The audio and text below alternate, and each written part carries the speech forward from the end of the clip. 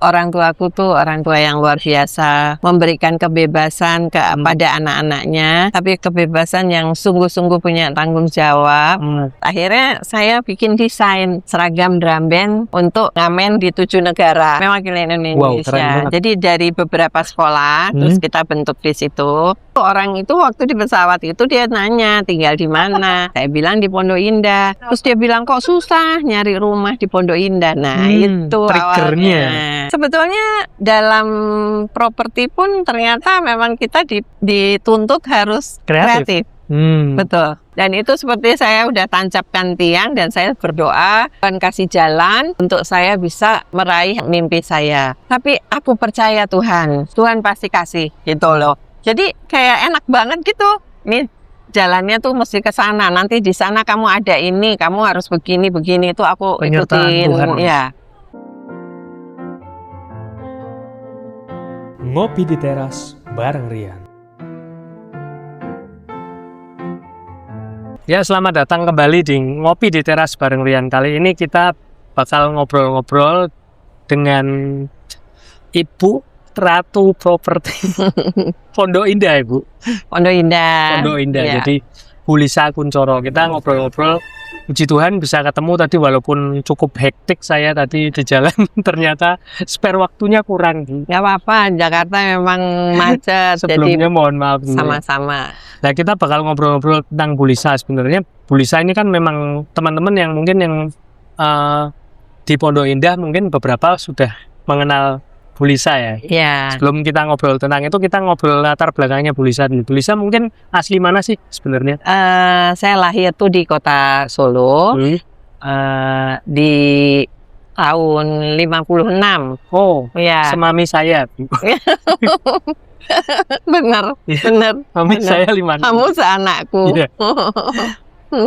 Di Solo. Ya, saya lahir di Solo. Terus orang tua saya juga asli semuanya Solo. Mama saya sih memang ada turunan ya dari Mangkunegaran 7. Kalau ayah saya tuh arsitek. Kalau mamaku tuh ya dia boleh dibilang tuh usaha batik. Usaha batik. Ya, itu terus background orang. Bu Lisa berapa saudara? Aku 3 bersaudara. Kakak saya 1 perempuan. Terus adikku laki-laki, jadi aku nih di tengah-tengah. Di tengah-tengah. Ya. Terus mulai kapan sih pindah ke Jakarta atau mungkin dari Solo dulu sekolahnya sampai kapan atau gimana? Aku di Solo tuh sampai SD kelas 3. SD kelas 3 di Solo. Jadi SD kelas 4 sampai SMA, SMP, SMA tuh aku di Jakarta. Jadi aku udah SD kelas 3 terus pindah ke Jakarta tuh udah. Oh, udah di Jakarta cukup lama ya berarti? Iya, cukup lama. Tapi aku pasti pulang kampung. Oh, pasti. Jadi di rumah di Solo juga masih ada yang tinggalin? Dulu, sekarang udah nggak ada. Sejak mamaku meninggal, itu rumah Solo udah. Dulu masih ada mudik ke Solo terus? Kalau sekarang mudiknya ziarah, nyekar. Ziarah ke Solo. Kalau dulu memang mesti bisa pulang, terus sekarang nyekar aja. Sekarang pulangnya untuk ziarah orang tua. Ya. Sejak pindah ke Jakarta itu sudah di Pondok Indah atau di mana dulu awal-awal di Jakarta? Oh, aku SD itu masih di daerah Blok S.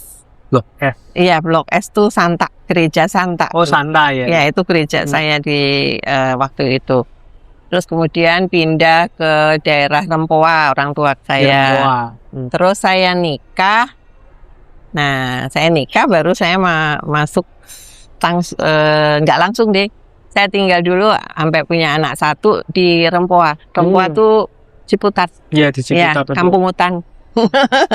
Di Rempoa itu memang sampai anak 1 terus baru pindah. Sampai anak 1 rumah sendiri. Terus ayah saya nggak ada. Saya pindah ke rumah orang tua di daerah situ juga, lahir 2 anak laki-laki. Jadi masih di situ. Pindah ke Pondok Indah, anakku masih SD. SD pindah ke Pondok Indah. Kalau Bu Lisa sendiri dari orang tua latar belakang memang Katolik semua? Nah, ini perjalanan. Iya, gimana perjalanannya boleh diceritakan? Perjalanannya tuh orang tuaku tuh orang tua yang luar biasa.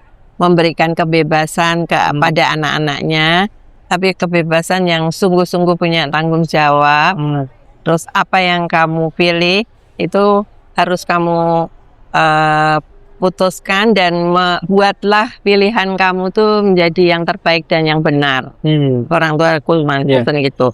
Nah, ketika itu aku memang dari Muslim, orang tuaku. Oh, ya. Latar belakangnya Muslim. Ya, orang tuaku dua-duanya Muslim.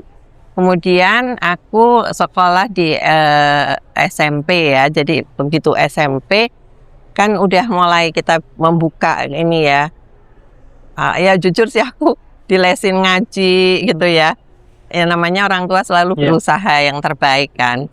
Aku tuh nggak pernah bisa gitu dan nggak ngerti gitu, terus udah kayaknya tuh pakai bahasa Indonesia aja gitu. Nah, saya sama kakak saya itu mencari satu ketenangan yang membuat kita tuh nyaman, terus membuat kita tuh damai gitu ya rasanya ya, waktu itu tuh udah begitu. Terus saya sama kakak saya tuh namanya Linda, saya Lisa. Adik saya Jarot, laki-laki, adik saya. Nah, kebetulan kita berdua ke gereja Santa. Oh, mulanya Mulanya, orang tua saya nggak tahu. Dolan atau gimana tuh? Oh, ya ibadah. Kita mau mempelajari. Oh, coba ibadah. Iya, jadi saya ikut ibadah sama kakak saya dan itu belum les apa-apa. Kalau sama kakak tuh selisihnya berapa tahun? Setahun.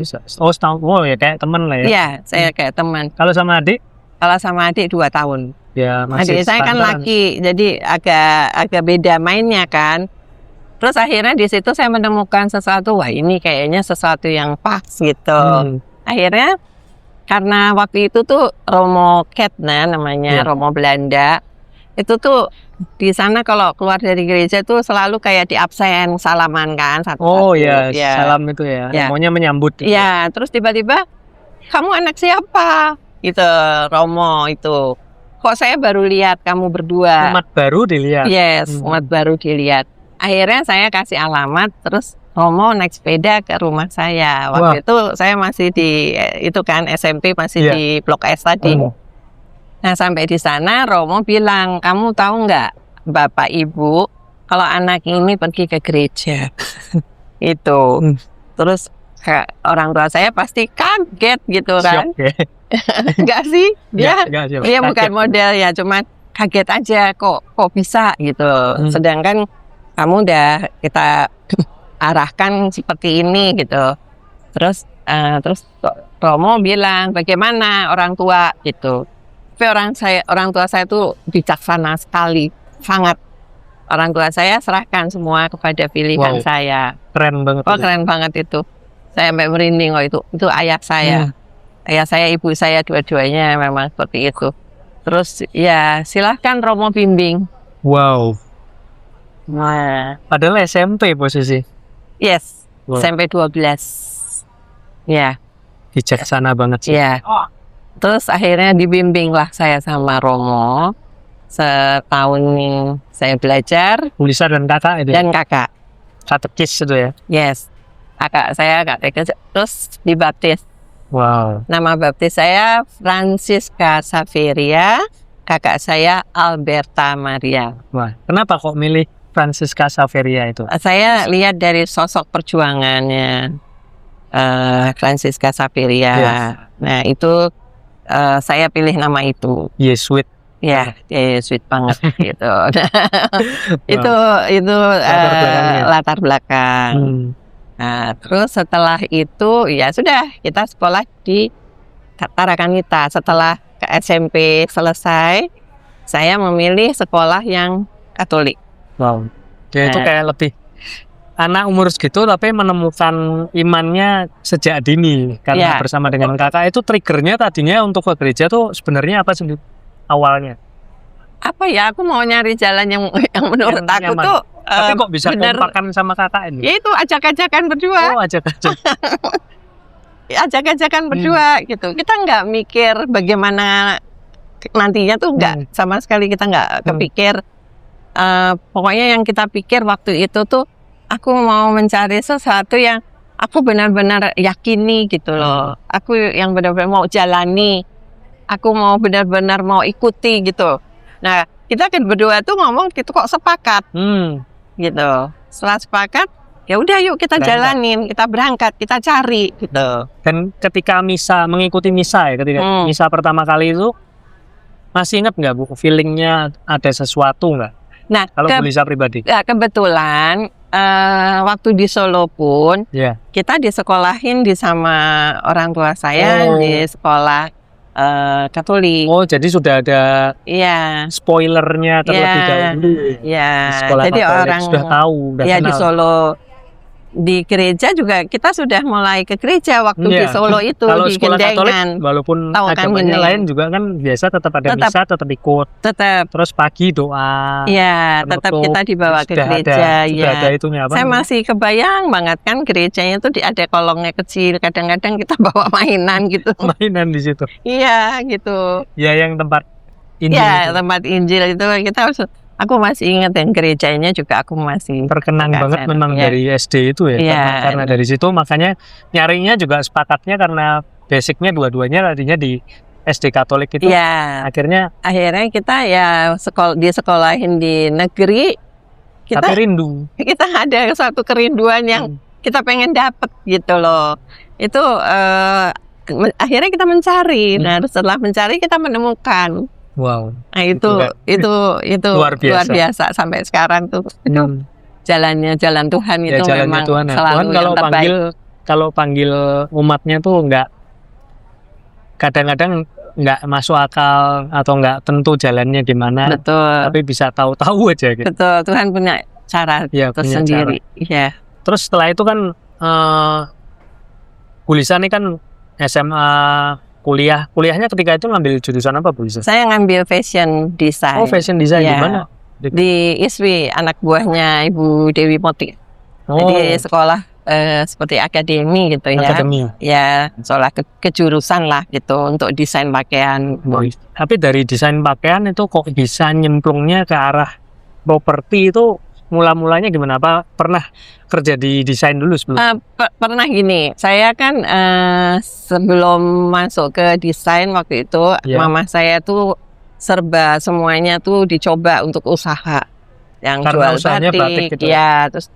Terus terima jahitan, mama saya karena ulet ya, sangat-sangat ulet. Pokoknya mau menghasilkan sesuatu untuk keluarganya. Apa gitu. Apa aja ditekunin. Ya, Nah, ketika itu saya ikut drum band di Tarakanita. Nah, terus mama saya jahit. Terus setelah saya lulus, saya masuk ke desain.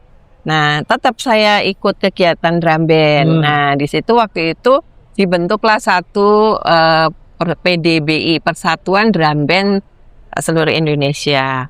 Nah, saya mendesain salah satu pakaiannya. Wow. Nah, ini uniknya gini, waktu itu kan kita biasa ya kalau kita mau ikut mereka kita harus sediain transport sendiri. Kemudian kalau hotelnya dia sediain kita di mes gitu. Nah, ayah saya bilang, kamu boleh ikut, tapi papi, saya manggilnya papi nggak punya sangu untuk kamu gitu. Nah, saya selalu tuh putar otak gitu loh. Gimana saya supaya bisa pergi dan saya tanpa biaya dari orang tua. Akhirnya tanpa minta. Akhirnya saya bikin desain seragam drum band untuk ke ngamen di 7 negara. Di 7 negara? Ya, waktu itu. Kerkrade, terus kan tuh di Belanda, di Inggris, terus di Bangkok, di mana Jerman, ya kan negara dekat-dekat situ. Di Eropa itu ya, 7 negara Eropa. Iya. Terakhirnya Bangkok sama. Itu mewakili Indonesia saat itu. Mewakili Indonesia. Jadi dari beberapa sekolah, terus kita bentuk di situ. PDBI itu ya. Ya. Sampai sekarang masih ada. Band sekarang udah nggak ada, karena pelatihnya udah. Jadi era-era itu eranya Pak Harto ya? Iya, eranya Pak Ali Sadikin, Pak Harto kan gubernurnya Ali Sadikin. Jadi itu programnya Ali Sadikin dari kebudayaan. Iya, kita dikirim anak-anak dari beberapa kebetulan pelatihnya kan dari Tarakanita. Wow. Nah, keren. Kita akhirnya seragamnya dipakai, aku dilombakan. Ya itu Tuhan yang pilih ya. Saya juga nggak tahu tuh waktu saya desain itu saya cuma pikir saya kan pemain drum band. Iya. Saya tahu bagaimana memakai pakaian tuh hitungannya detik. Jadi saya bikin sesimpel mungkin tapi sebagus mungkin. Akhirnya menang, karena saya menang, saya dapat orderan. Oh, itu dibuat sangu itu.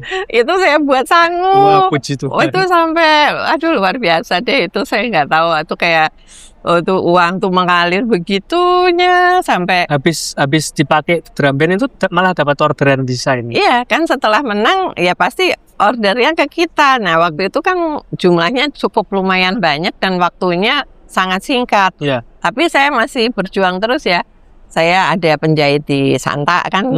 Oh, langganan. Langganan. Saya drop 25. Terus yang di MyStick saya drop lagi 50. Wow. Di sana siap penjahit. Saya kasih yang mampunya berapa dan cuma bisa 10 karena cukup banyak ordernya. Wah, dari SMA otak bisnis kayaknya dari SD. Kalau lihat podcast yang lalu juga bisa sempat cerita juga tentang pengalaman dagang dari SD kayaknya. Iya. Kalau SD kan saya jual kue. Iya, yang cerita kemarin tentang jual kue kita lihat di podcast kan. Oh iya. Jual kue. Iya. Ini ternyata di drum band juga lomba.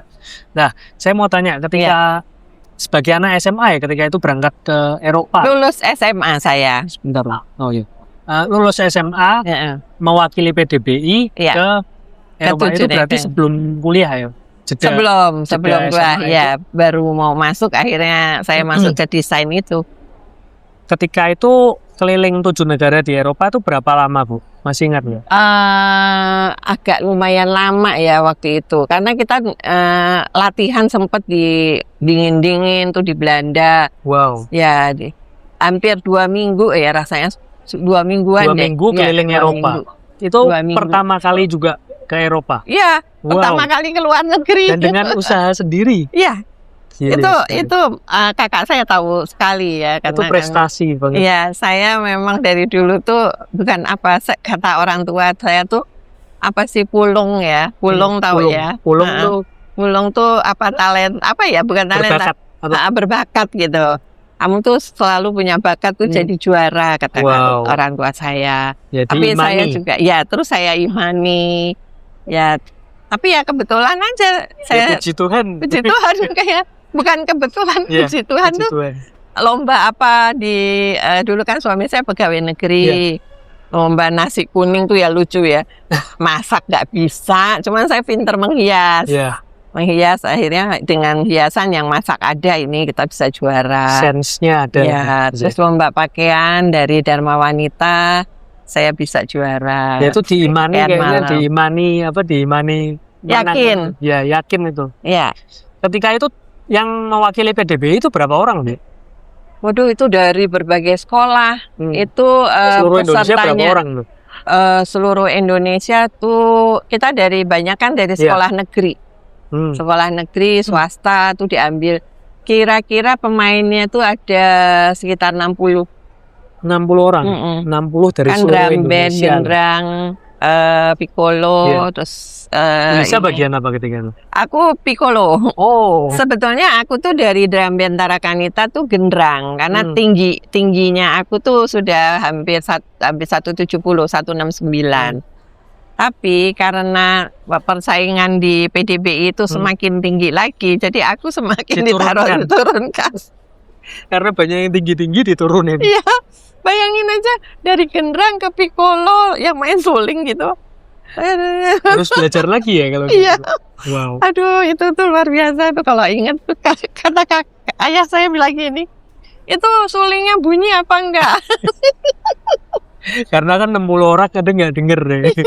Iya makanya. Wah, tapi 60 orang dari seluruh Indonesia tuh kayak masih ada sih foto-fotonya. Nanti kalau bisa kita boleh nanti kita lampirin ke sini. Aku kasih. Kebetulan yang dipakai memang bukan kebetulan, memang itu desainku. Desainnya juga nanti ada fotonya di situ. Ada. Nanti aku cari, aku kirim. Wow, mantap.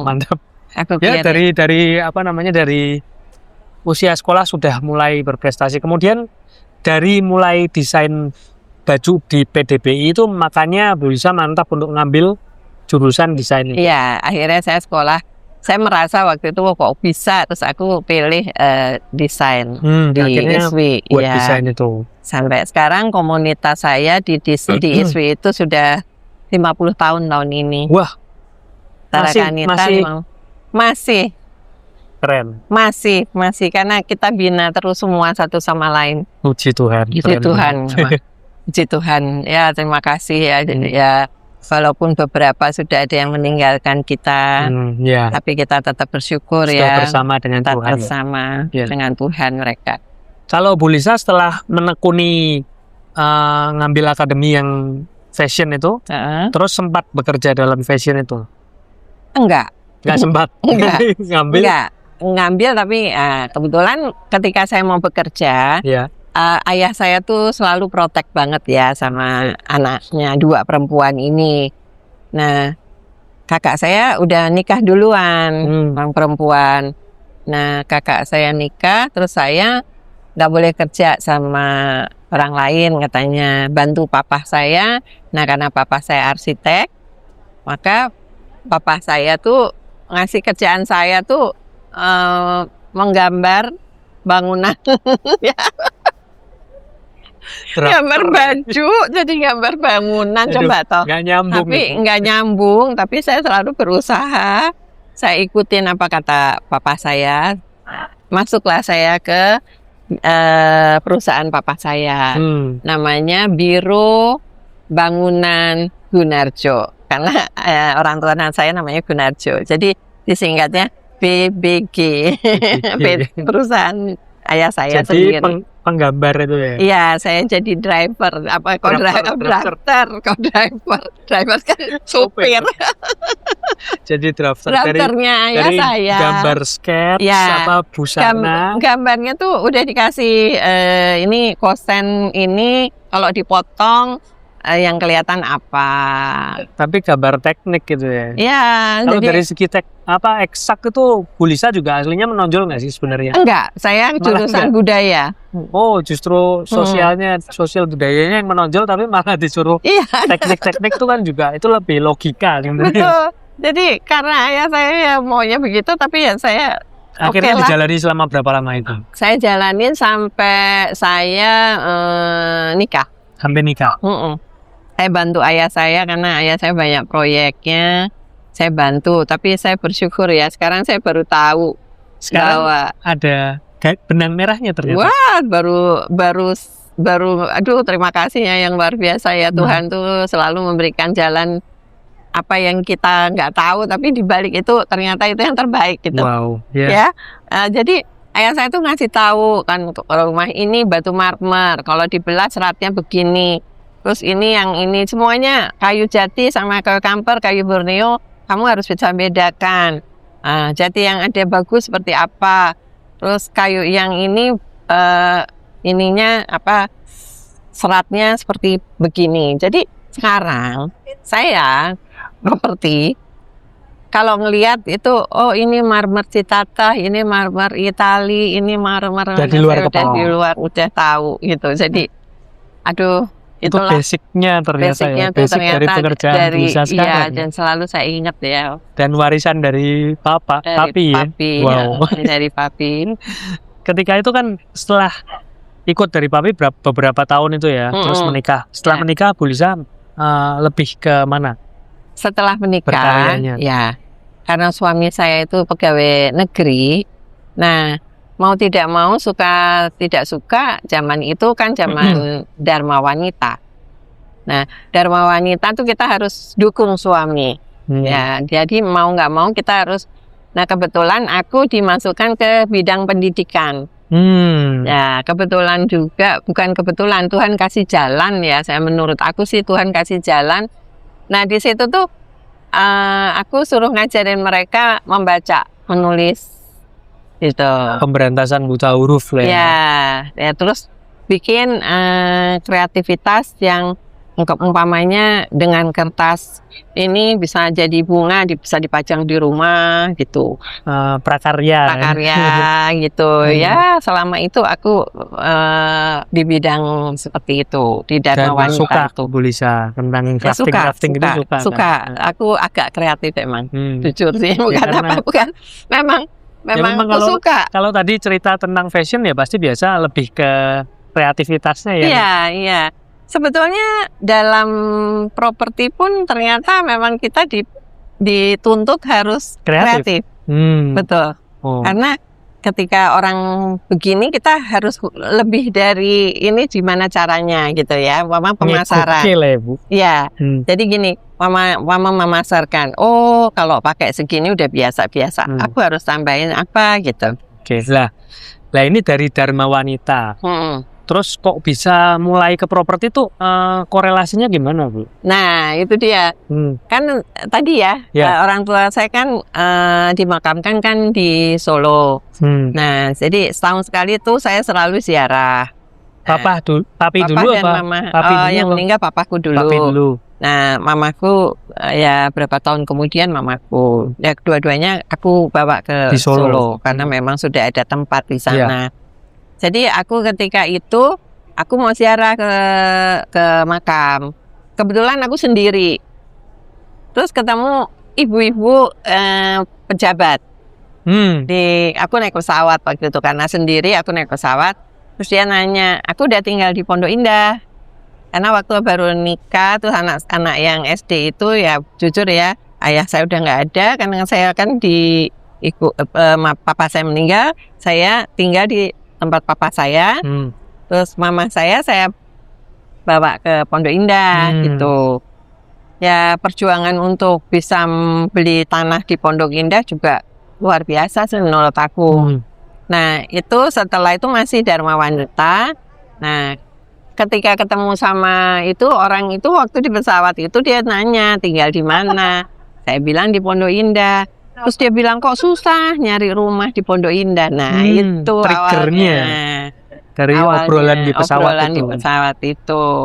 Nah ada rasa ingin membantu ibu itu. Udah itu aja. Awalnya ingin membantu, bukan bisnis dulu. Enggak punya, karena kan saya punya kewajiban di Dharma Wanita.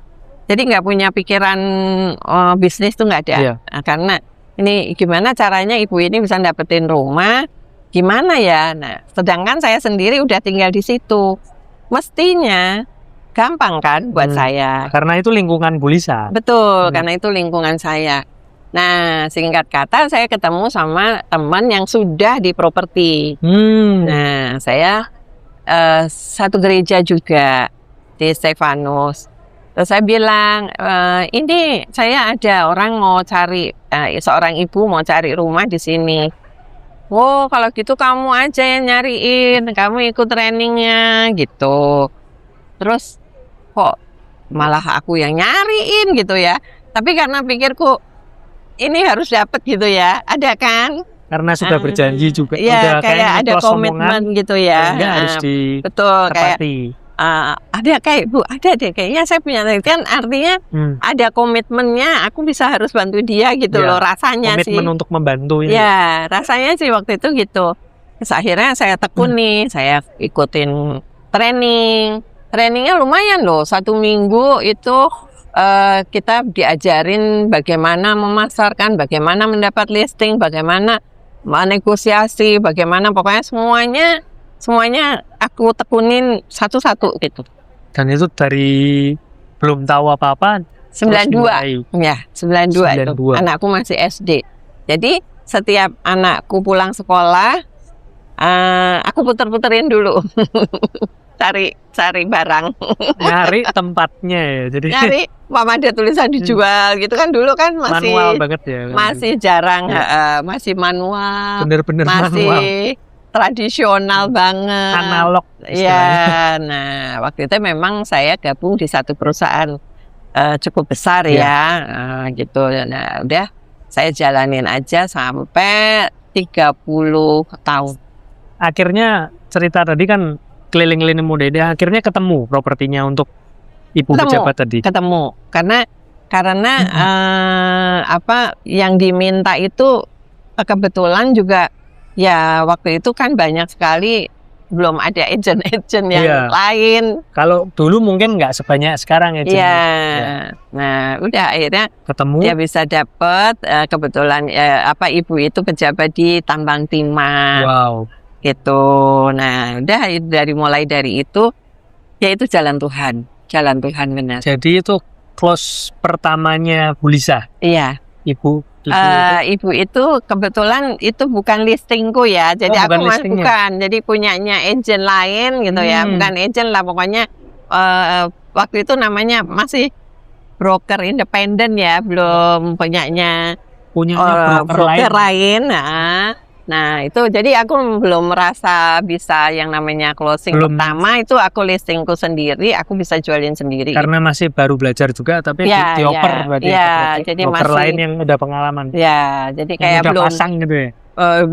Aku belum mendalamin sekali gitu. Closing pertama aku ingat sekali tahun 92 Agustus kan aku masuknya tuh Juni apa Juli ya. Terus angkatan 25, kemudian aku di bulan Agustus aku closing. Itu juga luar biasa ya. Cerita pertamanya gimana? Closing pertama. Aku mau listing itu tidak semudah itu ya. Aku dijanjiin tuh jam 5 pagi, jam 5 sore.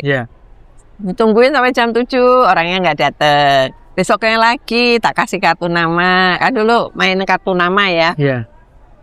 Janji lagi jam yang sama, nggak datang lagi. Sampai tak hitungin 7 kartu nama saya tuh udah ada di rumah itu.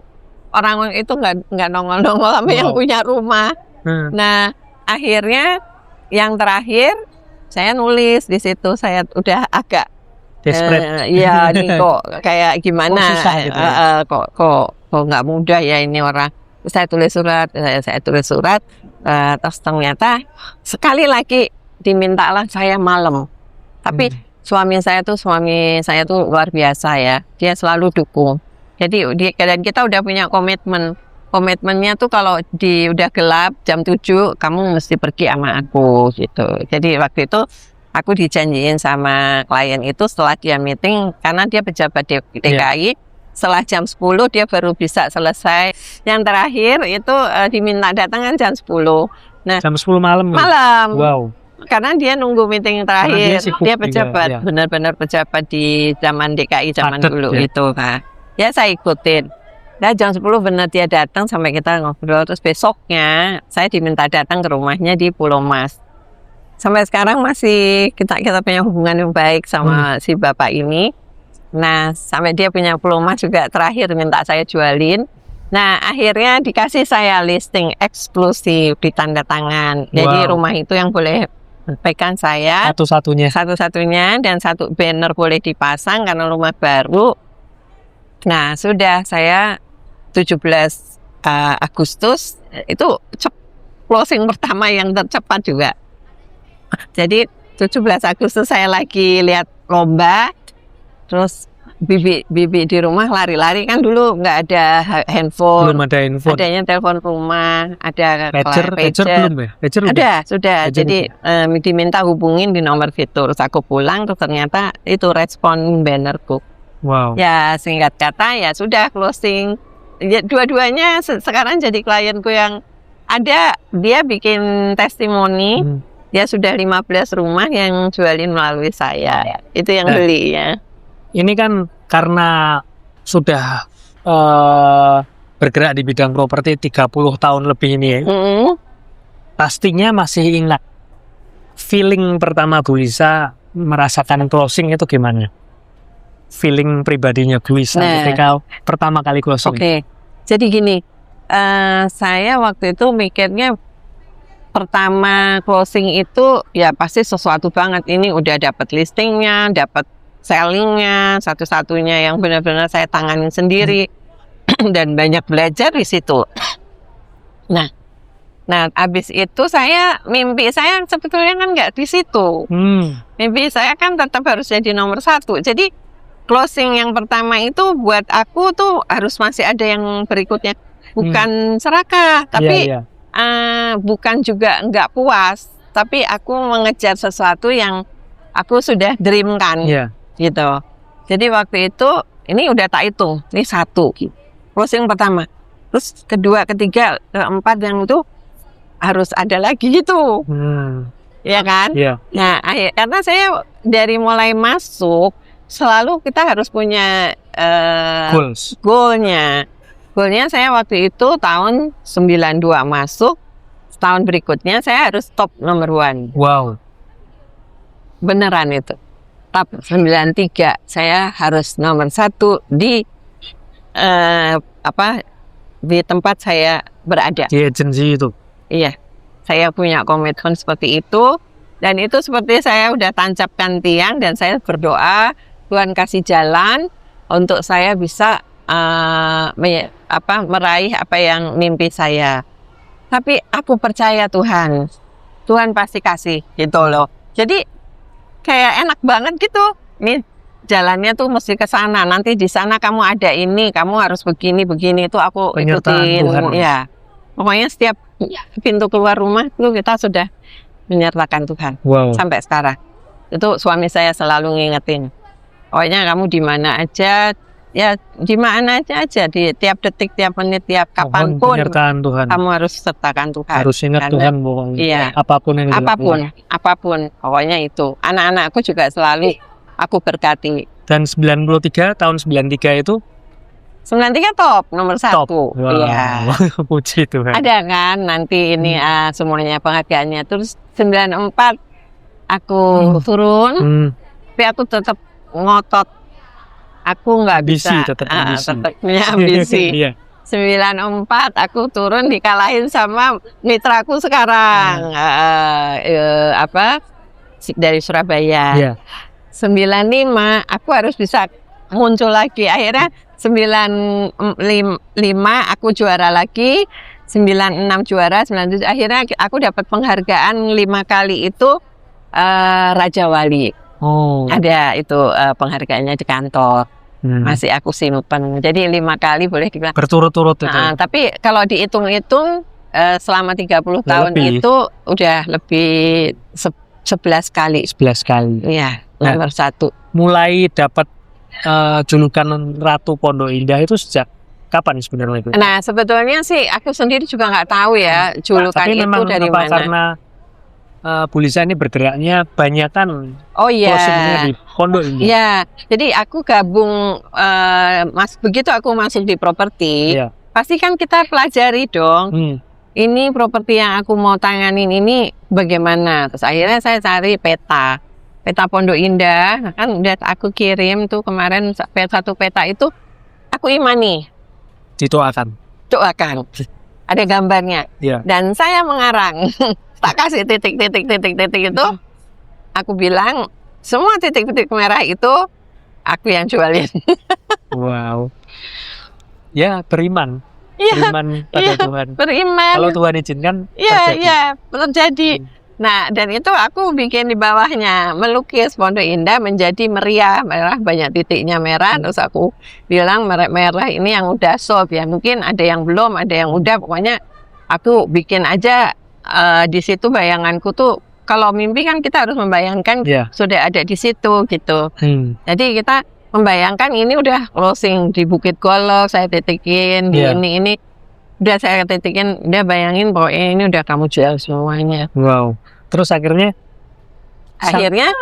ya. Terus saya bikin dulu. Saya pengen menjadi diamond di Pondok Indah. Saya bilang pengen menjadi diamond. Diamond tuh kenapa saya bilang selalu bersinar dimanapun dia diletakkan, asal kita gosok ngerti. Usaha kita bergerak. Jadi bergerak tuh kita gosok, kita berjuang, kita berdoa, kita minta gitu. Itu menggosok dia supaya bersinar terus gitu. Nah, saya bayangkan aku tuh mau seperti itu gitu. Berlian itu. Harus digosok. Doa, kerja keras, doa, komitmen, semuanya itu kan sesuatu. Gosok tuh kan kita nggak bisa diem. Kita bergerak terus. Kalau kita diem nanti ketimpa apa dia nggak bisa bersinar lagi. Jadi kita terus. Itu yang saya Iman itu bayangkan tuh seperti itu. Nah, nggak tahu kenapa banyak sekali rumah yang kejual di Pondok Indah melalui saya. Nah, ketika aku di wawancara wartawan, wah kalau gitu Bu Lisa ratunya. Nah, statement itu dari wartawan. iya, itu. aku juga nggak tahu dari mana Bukan julukan. sengaja juga. Bukan, tapi aku memang juga dari wartawan yang bikin gimmick. Gimmicknya Ratu Pondok Gimmicknya Indah, jadi terus ini Ratu Pondok Indah, Ratu Pondok Indah. Udah, akhirnya sekarang kalau ada Melekat. ketemu Bu Ratu, aku dipanggilnya. Ya udahlah, terserah ya. Nggak apa-apa. Orang mau bilang apa, yang penting pokoknya kita terima kasih terus. Puji Tuhan ya. Puji Tuhan terus. Kalau sampai sekarang tuh kira-kira sudah berapa listingan kalau terhitung-hitung? Aduh, berapa ribu listingan. Tapi memang ya sudah kayak dijalankan terus ya, itu jadi habit juga. Iya, jadi habit. Dan pernah nggak mungkin kalau jualin rumah itu kan pasti ada nilai emosionalnya ya Bu. Iya. Nilai emosional, terus ada Iya. ceritanya pasti Iya, banyak. Nah, betul. Itu yang aku suka. mungkin ada cerita khusus tentang cerita paling berkesan untuk dalam penjualan rumah selama ini. Mungkin ada ribuan cerita, tapi saya minta yang paling berkesan aja. Sebetulnya yang pertama tadi, Yang tadi itu yang termasuk pertama satu. itu satu kok kebetulan kok berkesannya tuh. Jadi gara-gara itu rumah kan kosong, tapi si yang pemilik itu masang lampu kristal hanya untuk pajangan. Nah, aku belajar banget di situ. Bisa tuh transaksi karena gara-gara lampu tadi itu hanya untuk pajangan. Setelah dilaku kan mau diambil. Iya. Nah, yang beli itu istrinya baru mengandung. Dia begitu lihat rumah itu, dia terpesona dan sangat suka sama lampunya. Dari lampu kristal itu ya? Dari lampu kristal yang begitu itu kayak ya. Nah, si suami karena istrinya sedang mengandung, dia pengen memenuhi nih yang dia suka lah. Nah, sementara yang jual enggak, berikut itu bertengkar, benar-benar bertengkar. Terus transaksi itu nggak mau ngelihat batang hidungnya. Jadi aku tuh banyak banget cerita ya yang unik-unik. Cuman yang aku ingat tadi kebetulan di kepala aku karena baru nyeritain itu, ini juga unik gitu. Nah, terus aku sampai muter otak gitu ya, gimana caranya transaksi tanpa mereka bertemu.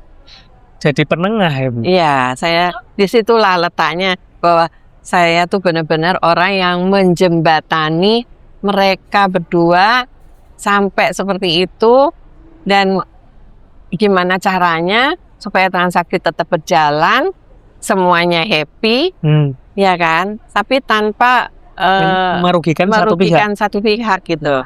Jadi pokoknya kan tetap jalan. Ya, akhirnya gimana Bu? Akhirnya saya tanya, lampunya dijual nggak? Gitu. Tanya ke yang punya rumah. Iya. Kalau emang dijual, ya kalau emang dijual, ya udah nggak apa-apa saja. Itu kan pendekatan. Iya. Tadinya dia ngotot nggak dijual, pokoknya diambil gitu. Terus kalau dijual, terus saya sampaikan, apa sih kamu menuruti keinginan istri dengan mengeluarkan biaya yang sekian gitu loh. Nah, kalau nggak jadi kan malah ini berantakan semua gitu. Terus akhirnya ya itulah dengan musyawarah komunikasi ya, menurut aku komunikasi itu ya intinya komunikasi ya, akhirnya semuanya berjalan. Akhirnya lampunya dibeli. Akhirnya lampunya tetap tinggal di situ. Wow. Ya win-win solution lah ya. Mereka juga mau melepas yang jual, yang membeli juga mau nambahin. Jadi tapi ada juga yang sampai masa krismon waktu itu juga saya ngalamin begitu. Ketika kita jual rumah itu belum ada krisis, rumah itu terjual. Terus karena masih dalam sewa, penyerahannya kan nanti. Nah, ketika mau nyerahin, terjadilah krismon. Oh, itu 6 bulan saya berjuang hujan dan panas berdiri di depan rumah itu. Wah, Hanya ingin bicara sama ownernya, nggak mau keluar dari rumah, itu ada. Itu paling berat sih menurut aku. alot sekali ya. Itu ya, itu benar-benar saya sampai sakit terus, tapi saya maju terus karena saya punya tanggung jawab yang cukup besar. Terus mereka udah pakai lawyer, satunya udah pakai lawyer. Terus saya bilang kalau pakai lawyer itu yang terjadi nanti akhirnya disengketa.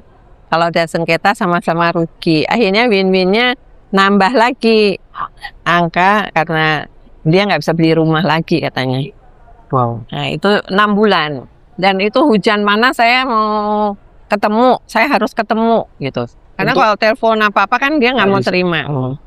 Saya udah kayak orang, apalah terserah orang bilang apa, orang cari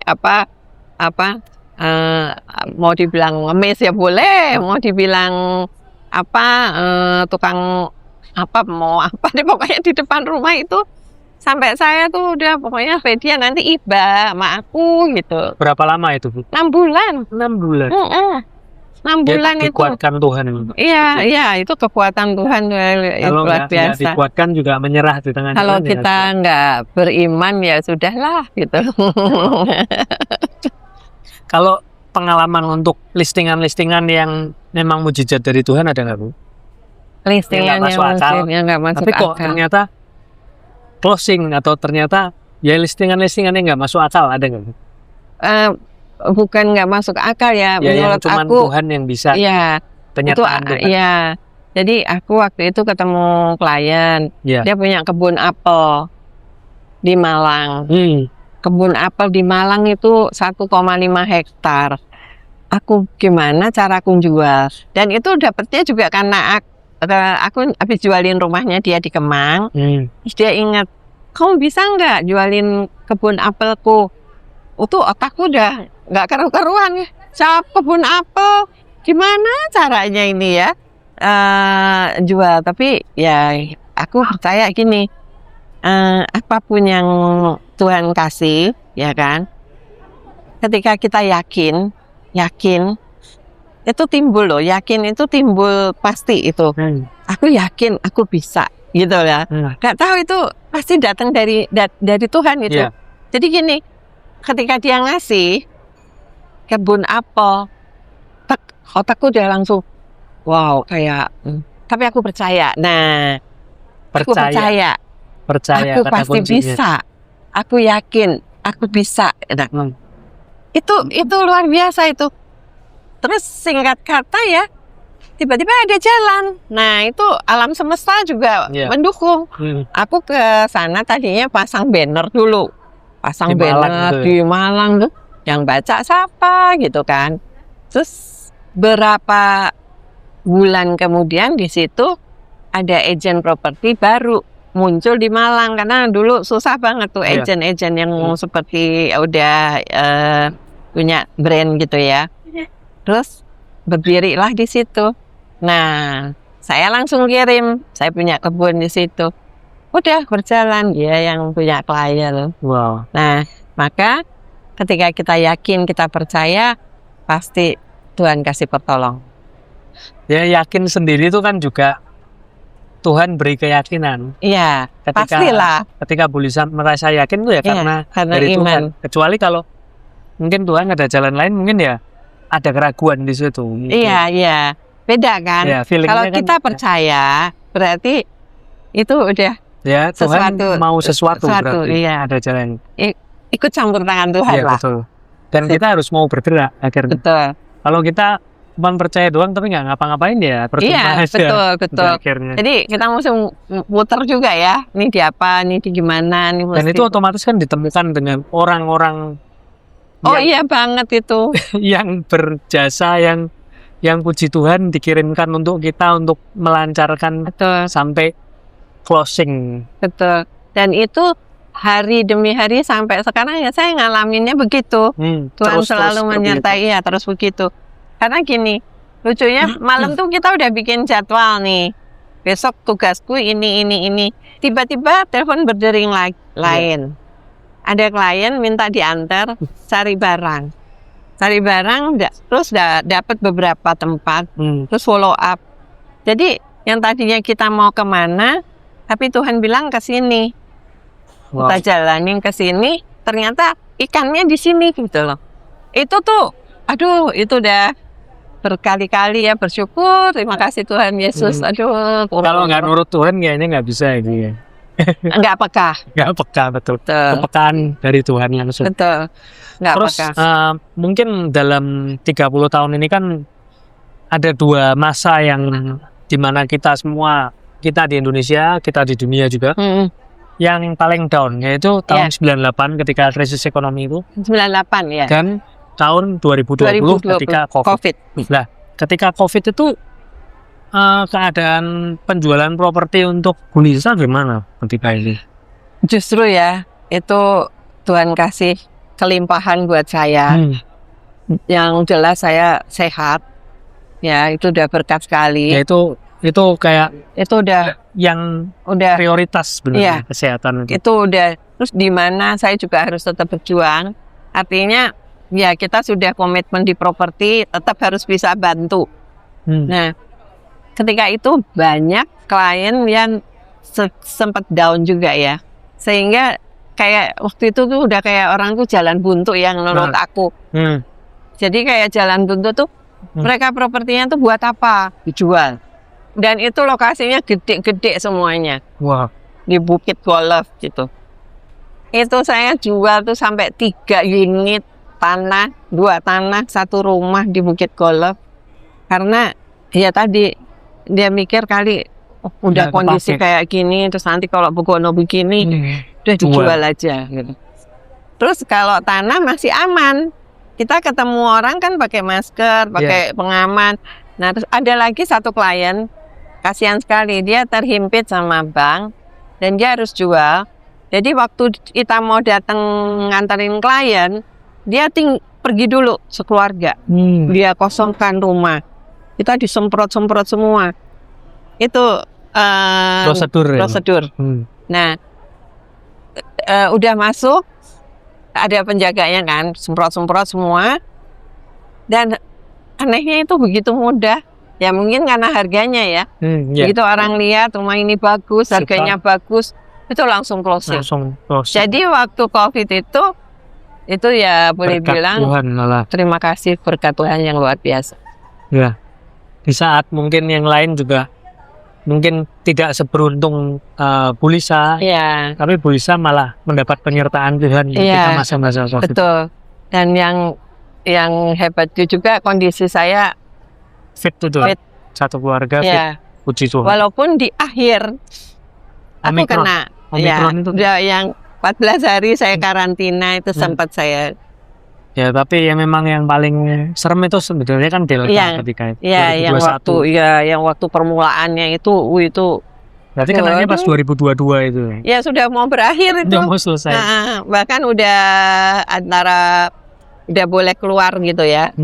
Udah boleh kemana-mana. Wow. Kan lumayan tuh 2 tahun ya, lebih ya.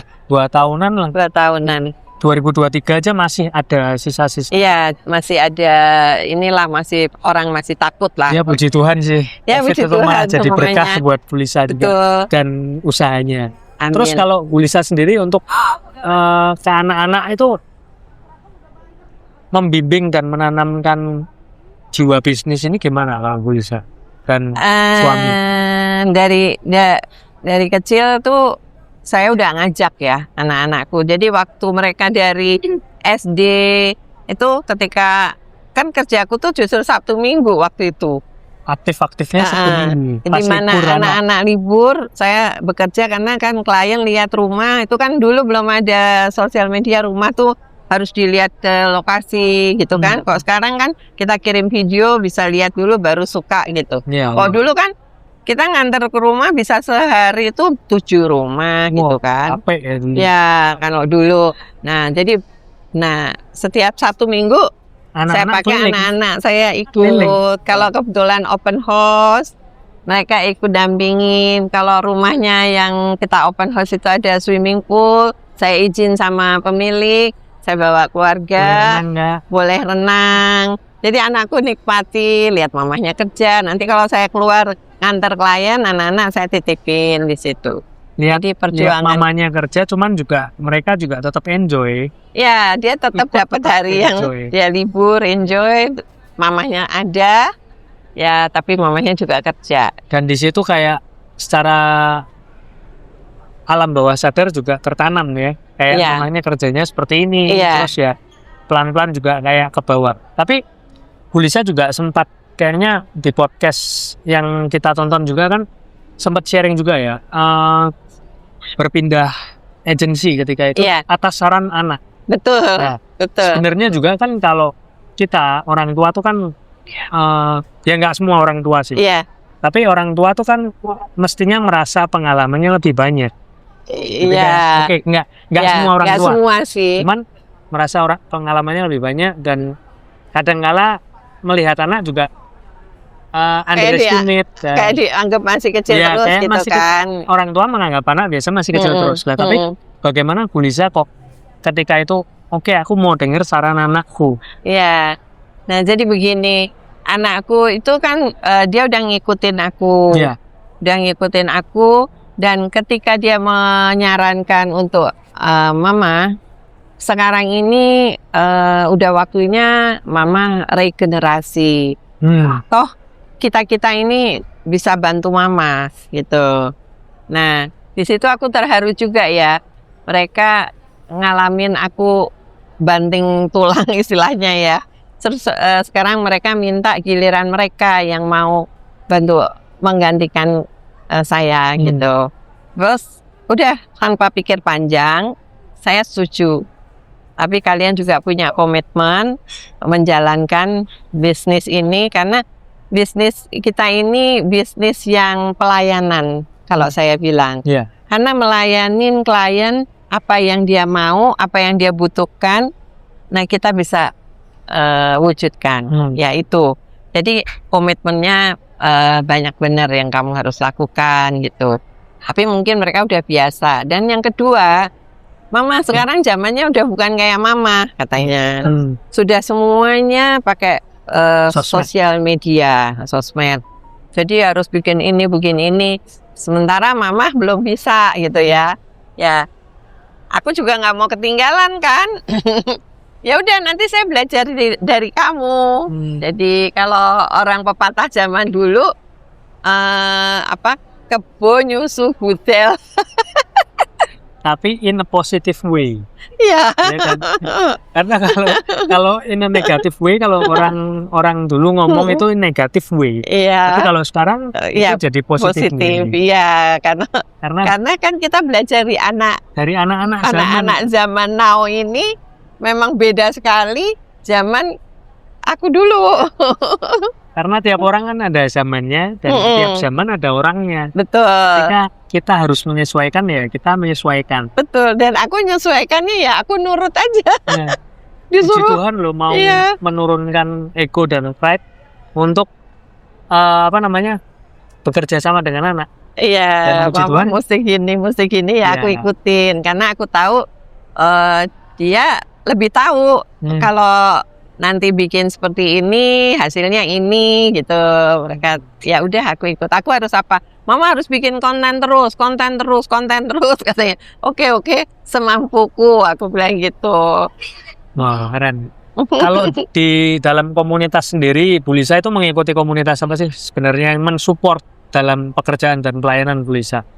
Kalau di suami saya kan udah berkecimpungnya di gereja itu sebagai ketua lingkungan, prodiakon. Terus saya waktu itu berusaha ikut KOR, tapi suaraku ternyata nggak bagus kali ya. Udah berusaha, cuman saya mikirnya gini, ketika saya ikut satu pelayanan ini, saya kok nggak komitmen sama waktu, karena waktu saya ini kayak Simatupang setiap saat tunggu panggilan.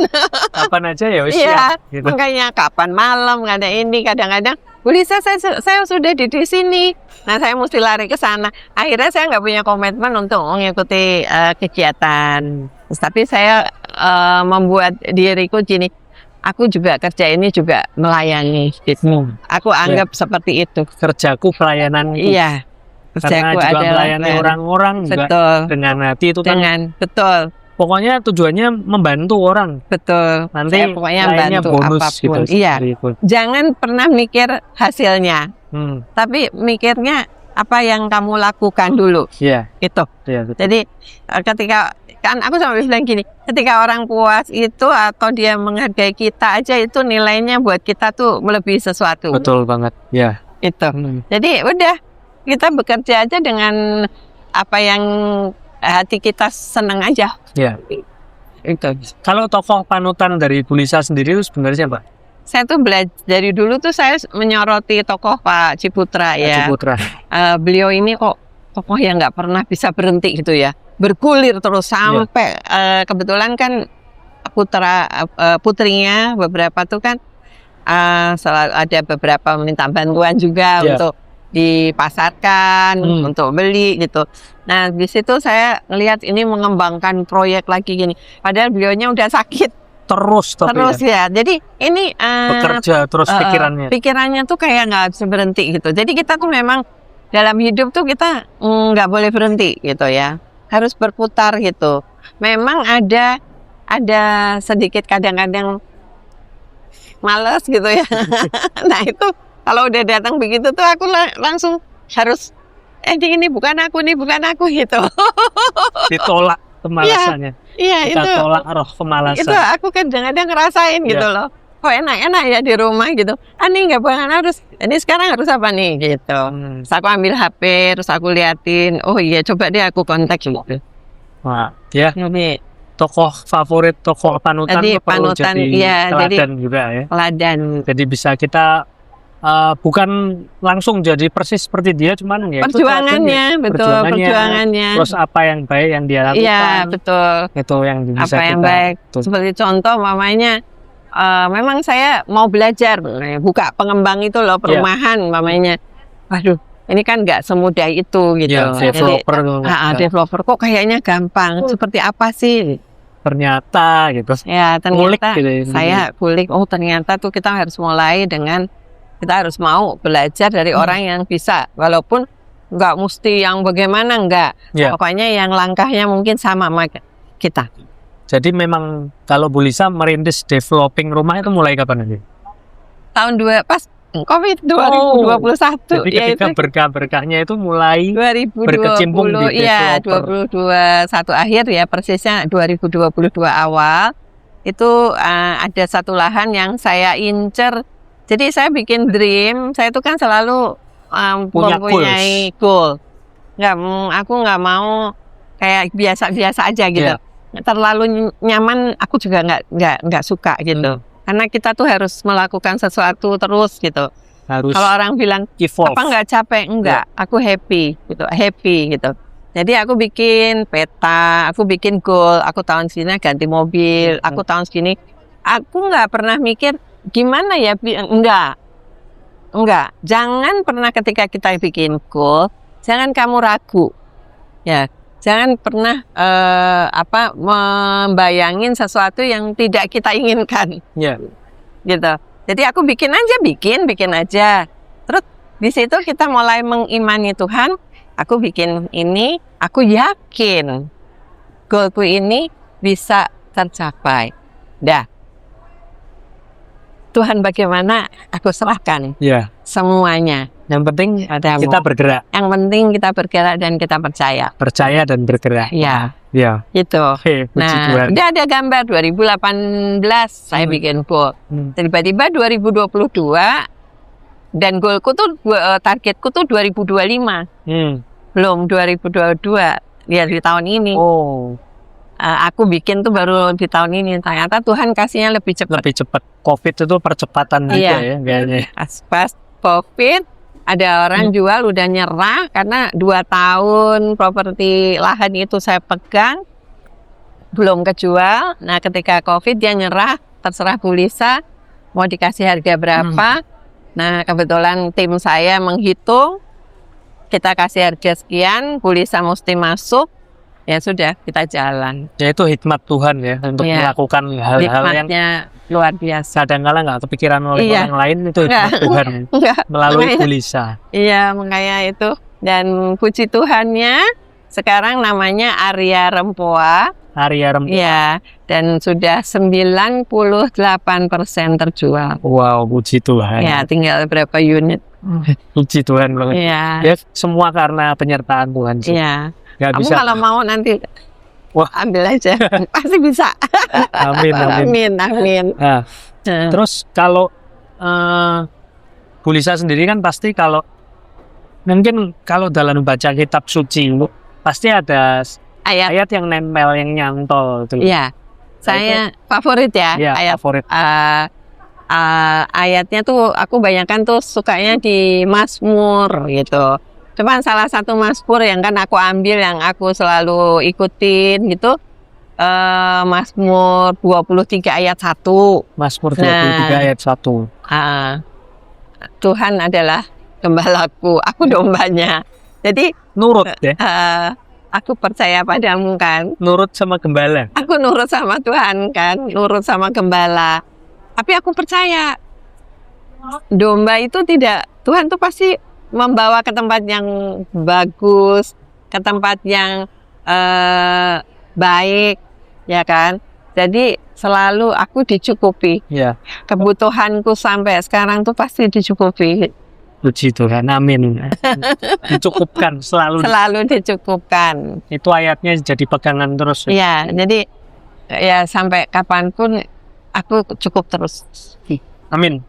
Dan itu benar-benar kejadian gitu ya. Aku tuh pengen pergi ke Lourdes waktu itu. Aku pengen uangku tuh boleh dibilang cuma cukup untuk aku sama suamiku. Sementara aku pengen ngajak anak-anakku. Pengen sekeluarga. Ya, pengen sekeluarga. Itu Tuhan luar biasa. Ngasihnya bukan cuma sekeluarga. Kakakku, mamahku, anaknya kakakku. Tiba-tiba tuh aku ada closing.